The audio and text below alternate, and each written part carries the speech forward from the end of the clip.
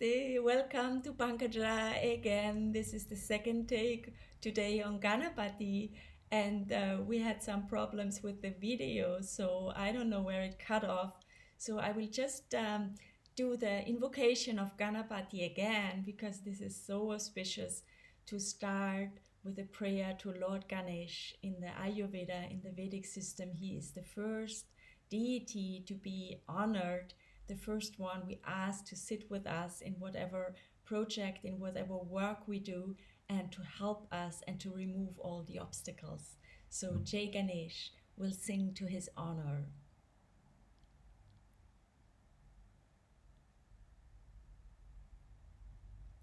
Gajananam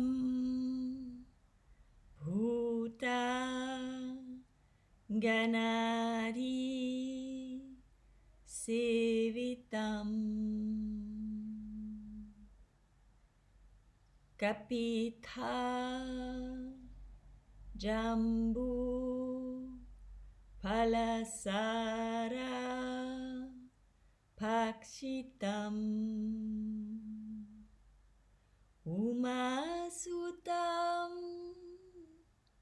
Shoka Vinasha Karanam Namami Vigneshwara Pada Pankajam. Hari Om, Jai Ganesh.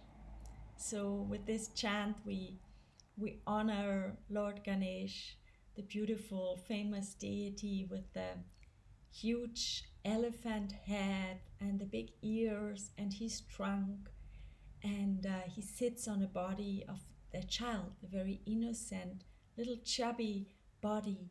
And so he combines in this form he has, in this ahamkar, in this form, he combines both the wisdom, the knowledge, the age-old experience he brings with him, and then also the innocence and spontaneity and being in the moment and open to anything happening of a child. So I love this combination even in the form of Ganapati. And he is a very, very powerful deity. It says that he removes all the obstacles in our way, in our path. So whatever work we start, whatever project, whatever day we start or new place we are in, it is very good to invite Lord Ganesh to sit with us. And so in this very short shloka that I was chanting, it is saying that he is the one who is honored even by all the other celestial beings. So Ganesha is the deity who is the most famous to be honored and the first one to sit in the row. So even on your altar, when you place the different murtis, the different statues of deities, you will have Ganapati right in front or in the center of your altar, especially if he also is your Ishta Devata, your main deity on your path, which you can see in your Jyotish chart.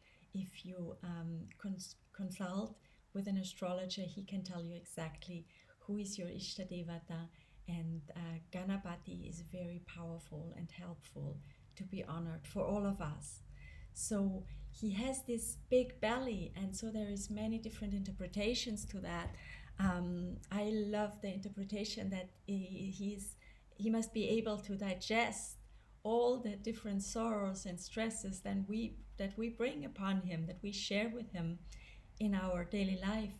And so he needs this space to digest all of that. And as we know from Ayurvedic digestion, this is a really huge process to digest something, to make smaller and smaller pieces, and to add the certain digestive juices so that all the pieces can be broken down and then finally digested, absorbed, and also assimilated into making into our own cells.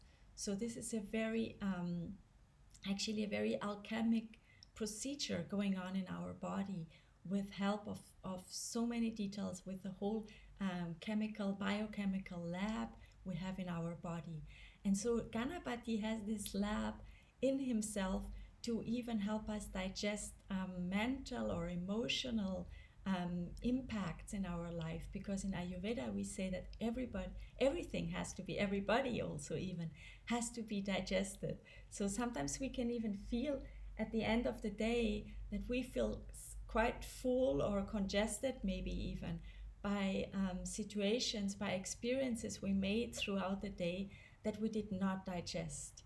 So what helps is also, of course, meditation and a good spiritual practice we have to clear out all these impressions at the end of the day, and to go to the bed with a more clean screen, and not so much shadows and clouds and dirty impressions upon us.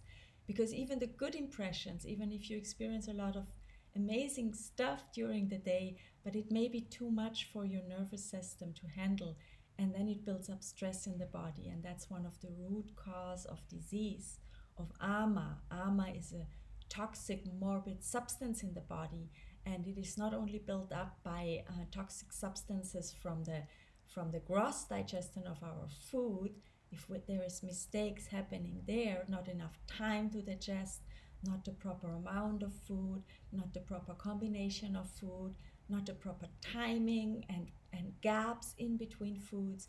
So all these are reasons to build ama on the physical level, on the digestive level of the food. But then there is also mental ama, which is sometimes even more sticky and even more difficult to remove, because it is so subtle and so hidden in our system.